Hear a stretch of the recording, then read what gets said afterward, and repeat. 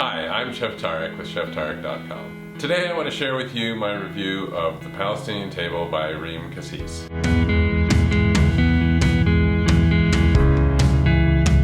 There are several books on the subject of Palestinian food, and I find this book to be one of the best ones out there. All the classics are in there, and the recipes are clear and straightforward. The recipes inspired by Reem Kassis' family are delicious and a true representation of Palestinian culture. The author, a Palestinian chef, talks about how these dishes and flavors reminded her of her mother and her grandmother's table. She shares how important culinary heritage is to her, and I would argue to most Palestinians, who have little left other than food after being displaced from their homeland. It's more important than ever that Palestinian food is recorded and described as the indigenous cuisine that it is, before it is completely co-opted by Israeli chefs and relabeled as Israeli food. It's bad enough that Palestinian identity is under threat of being washed away from the Palestinian land. The food must not go the same way.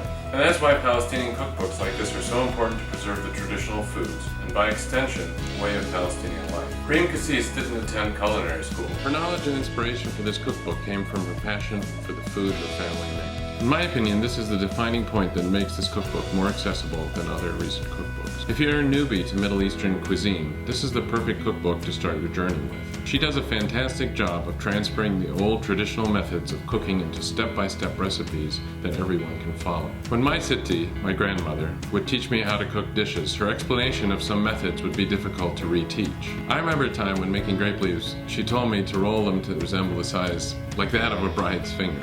I don't know about you, but that's not the exact measurement in most people's books. This book is not only full of delicious, easy recipes, but also great stories, insights, and personal anecdotes on local traditions from the author's life. Like when she would travel home from her studying in the States, jet-lagged and still in bed, she would smell her mother baking tabbouleh bread, which would entice her down to the kitchen and the food she had missed. I can totally relate to these stories about being away from home and missing the foods I was raised eating, and then being reunited with the wonderful flavors. One of my favorite recipes is the lamb and nut-stuffed aubergine bake, a beautiful aubergine eggplant dish. These are whole eggplants which are stuffed with meat and baked in a dish with tomatoes, chicken broth, and pomegranate molasses. It is full of many superb, authentic, and easy-to-follow recipes that remind me of my time in Palestine. I've read many Palestinian cookbooks while being back in Jordan after being away for many years. This cookbook by far successfully represents the recipes I grew up loving, and to this day still holds a special place in my own Palestinian table. Thanks for watching, and remember, if you like this video,